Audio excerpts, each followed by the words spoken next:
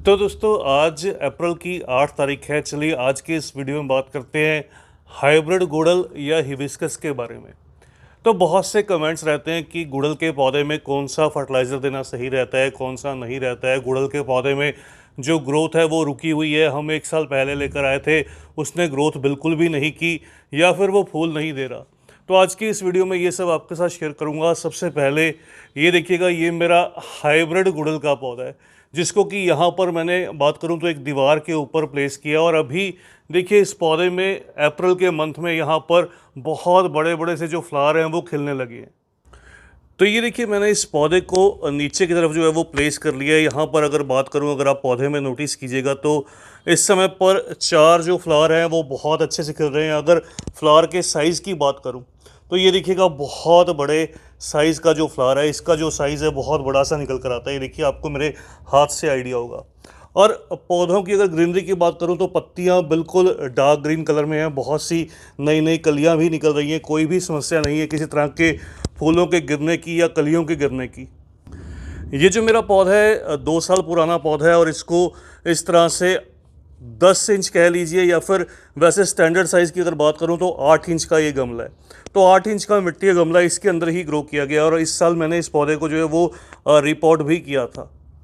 फूलों के साथ साथ अगर आपको नीचे की साइड में दिखाऊं, यहाँ पर इसकी देखिए 2 जो कलियां हैं वो कल खिली थी और आज जो है वो स्पेंट हो चुकी हैं। तो एक काम ये ज़रूरी रहता है, जब भी कलियां स्पेंट हो जाती हैं, गिर जाती हैं, तो इनको जो है वो निकाल देना, यहाँ से रिमूव करना बहुत ज़रूरी रहता है। नहीं तो इसके अंदर क्या है कि हाइब्रिड वैरायटी में जो बीज हैं वो बनने लगते हैं। तो इन बीजों को रोकने के लिए यहाँ पर इसके अंदर की साइड में जो बीज हैं वो डेवलप होते हैं। तो इन बीजों को रोकने के लिए क्या है, इसकी कलियों को निकाल देना सही रहता है। अगर आपके पौधे में ग्रोथ नहीं होती, आप इसको लंबे समय से आपने लगा रखा है, तो सबसे बड़ा रीज़न रहता है मिट्टी का सही ना होना। अगर आपके पौधे की जो मिट्टी है वो एसिडिक नहीं होगी, इन पौधों को जो एसिडिक सॉइल है वो पसंद रहती है, तो ये पौधे स्ट्रेस में रहेंगे, इनकी पत्तियां भी पीली रहेंगी और पौधे अच्छे से ग्रोथ नहीं करेंगे। तो मिट्टी का वेल ड्रेन्ड होना, एसिडिक होना, ये 2 चीज़ें बहुत ज़रूरी रहती हैं। उस कंडीशन में ये पौधे अच्छे से फलते फूलते हैं, अच्छे से जो फ्लवरिंग करते हैं और ग्रो करते हैं। दूसरा, हाफ डे सनलाइट जो है वो कम से कम इन पौधों को चाहिए होती है। अगर आप मेरे पौधों को देखेंगे, यहाँ पर प्लेस किया गया था तो यहाँ पर लगभग आधे से पौने दिन की जो धूप है इन पौधों को बहुत अच्छे से मिलती है। फर्टिलाइज़र को शेयर करने से पहले तीसरी एक चीज़ जो मैं और शेयर करना चाहता हूँ, ये देखिएगा मिट्टी अभी के लिए जो है वो थोड़ी सूखी हुई मिट्टी है, बहुत ज़्यादा ओवर मॉइस्चर नहीं है। तो बहुत ज़्यादा पानी देने की कंडीशन में भी क्या होता है, कई बार जो कलियाँ हैं वो गिर जाती हैं, बिना खिले ही गिर जाती हैं। तो इसलिए ये चीज़ें सबसे बेसिक रहती हैं, इन चीज़ों का ख्याल कीजिएगा। चलिए अब बात करते हैं फर्टिलाइज़र के बारे में, जो इन पौधों के लिए बहुत ज़रूरी रहता है, जिससे आपके पौधे भी अच्छे से ग्रोथ करेंगे, लीफी ग्रोथ करेंगे और बहुत ज़्यादा फूल और कलियाँ भी प्रोड्यूस करेंगे। देखिए मैं अपने पौधों पर अलग अलग चीज़ें एक्सपेरिमेंट करता रहता हूँ और मुझे अच्छा रिजल्ट मिलता भी रहता है। तो मेरे पास गुड़हल के भी बहुत से पौधे हैं, डिफरेंट डिफरेंट वीडियोस में मैंने बहुत से अलग अलग पौधे आपके साथ जो है वो शेयर भी किए हैं। तो अगर बात करूँ, बहुत से कमेंट्स रहते हैं सबसे पहले, क्या सरसों की खली जो है वो पौधे के लिए सही रहती है। तो अभी अगर बात करूँ, गर्मी का मौसम है, बहुत ज़्यादा सरसों की खली गुड़हल के पौधों को नहीं दीजिएगा तो अच्छा रहेगा। मैं वैसे भी सरसों की खली रूटीन के अंदर गुड़हल के पौधे को जो है वो बहुत कोई फीड नहीं करता, बहुत ही रेयरली कह सकता हूँ कि इन पौधों को जो सरसों की खली, जिसे हम मस्टर्ड केक कह देते हैं, वो फीड करता हूँ। तो एक्चुअल में ना भी कीजिएगा तो आपका काम बहुत आसानी से चलेगा। उसके बाद दूसरी बात रहती है चाय की पत्ती की। तो ये देखिए नीचे की साइड में चाय की पत्ती है। चाय की पत्ती एक फ्री का फर्टिलाइज़र है, घरेलू फर्टिलाइज़र है, लेकिन जो रिजल्ट है वो थोड़ा स्लो मिलता है। पौधे की मिट्टी को थोड़ा एसिडिक रखेगा और साथ के साथ कुछ एक जो माइक्रो न्यूट्रेंट है वो भी इस पौधे को जो है वो प्रोवाइड करेगा। तो आपका पौधा जो है वो अच्छे से चलता रहेगा। तो अब अगर बात करूं, सबसे पहली जो चीज़ आती है जो 1 महीने में एक बार आप इस गुड़हल के पौधे को ज़रूर से दीजिएगा, वो है इस तरह से। देखिए ये सीवीड ग्रैनुअल्स हैं। आपके पास कोई भी जो दानेदार फॉर्म में, कोई ड्राई फॉर्म में फर्टिलाइज़र रहे जो कि माइक्रोन्यूट्रिएंट का अच्छा सोर्स रहे, तो वो आप इस पौधे को फीड कर सकते हैं। ये स्लो रिलीज़ रहता है, पूरी तरह से ऑर्गेनिक रहता है। तो मैं क्या करता हूँ, महीने में एक बार इस तरह से लगभग 1 मुट्ठी के आसपास इन गमलों की मिट्टी के अंदर इस तरह से जो है वो डाल देता हूँ। तो सबसे पहली ये चीज़ है जो बहुत बढ़िया से रिज़ल्ट देती है। लगभग 10 से 14 इंच के गमले में 1 मुट्ठी जो है वो बहुत सफिशेंट रहती है। अगर आपके पास सीवीड जो है वो लिक्विड फॉर्म में हो तो आप लिक्विड फॉर्म में भी बिल्कुल अप्लाई कर सकते हैं। लिक्विड फॉर्म में क्या रहेगा, देखिए यहाँ पर मैंने 1 बाल्टी जो पानी लिया है, लगभग 5 लीटर के आसपास ये बाल्टी है, छोटी बाल्टी है, तो छोटी बकेट के अंदर 5 लीटर पानी। तो 20 से 25 ml इस तरह से जो लिक्विड रहता है, आइडिया से मैं जो है ये इसके अंदर मिक्स कर दूंगा इस तरह से कुछ।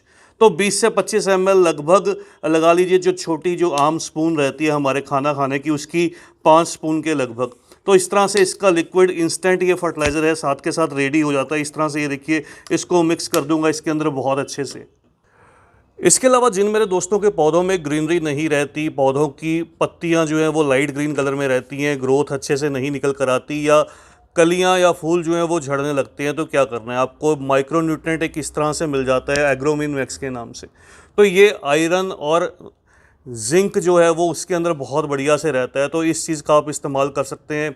ये बहुत अच्छा रिजल्ट भी देता है। आप चाहें तो इसको डायरेक्टली, जैसे ये गमले के अंदर क्या है, थोड़ा सा स्प्रिंकल कर दीजिए। ये सैशे के अंदर भी मिल जाता है और इसका बड़ा जो कंटेनर है वो भी मिल जाता है, तो आपकी चॉइस है। थोड़ा सा इसको क्या है, लगभग 2 ग्राम के लगभग इस तरह से जो है वो स्प्रिंकल कर सकते हैं।